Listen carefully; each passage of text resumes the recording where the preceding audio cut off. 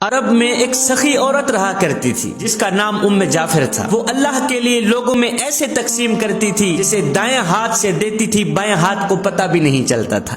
اس طرح کی سخیہ عورت تھی۔ ایک دن یہ ایک راستے سے گزر رہی تھی، وہاں دو اندھے بیٹھے ہوئے تھے، دو نابینے بیٹھے ہوئے تھے۔ یہ دونوں صدا لگا رہے تھے۔ دونوں کی صدا یہ تھی، ایک کہتا مولا مجھے اپنے فضل و کرم سے روزی عطا کر، مولا مجھے اپنے فضل و کرم سے روزی عطا کر۔ دوسرا اندھا کہتا مولا مجھے ام جعفر کا بچا ہوا عطا کر۔ اب ام جعفر اسی راستے سے گزر رہی تھی۔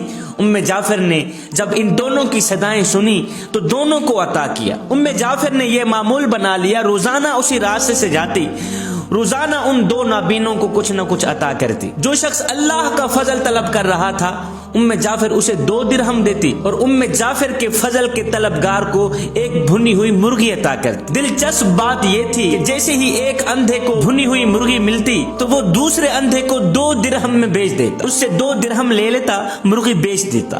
اب کئی دنوں تک یہ سلسلہ چلتا رہا۔ ام جعفر اپنے فضل کے طلبگار کو ایک بھنی ہوئی مرغی عطا کرتی اور اللہ کے فضل کے طلبگار کو 2 درہم عطا کرتی۔ یہ سلسلہ کئی دنوں تک چلتا رہا۔ ایک دن ام جعفر اس اندھے کے پاس آئی، اس نابینے کے پاس آئی جو ام جعفر کے فضل کا طلبگار تھا۔ آ کر کہا او اندھے مجھے بتا کیا تمہیں 100 دینار ملے ہیں؟ اندھا حیران ہو گیا، کہا نہیں مجھے تو نہیں ملے، مجھے تو ایک بھنی ہوئی مرغی ملتی تھی، وہ مرغی میں دوسرے اندھے کو 2 درہم میں بیچ دیتا تھا۔ ام جعفر نے کہا او اندھے جو اللہ کے فضل کا طلبگار تھا میں اسے 2 درہم دیتی اور تمہیں بھنی ہوئی مرغی میں 10 دینار ڈال کر دیتی، او نادان میں تو تمہیں ہر مرغی میں 10 دینار ڈال کر دیتی تھی اور تو وہ 10 دینار نکالے بغیر 2 درہم میں بیچ دیتا تھا۔ یہ سنتے ہی اندھے نے چیخ ماری، ایک زوردار چیخ ماری، اپنا سر پیٹنا شروع کر دیا، کہنے لگا ہائے میں مارا گیا،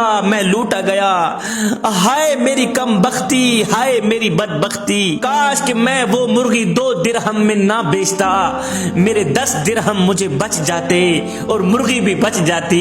یہ سن کر ام جعفر نے کہا یقیناً اللہ کا فضل طلب کرنے والا کامیاب ہوا، اللہ کا فضل و کرم طلب کرنے والا کامیاب ہوا اور انسانوں کے فضل کا طلبگار ناکام ہوا۔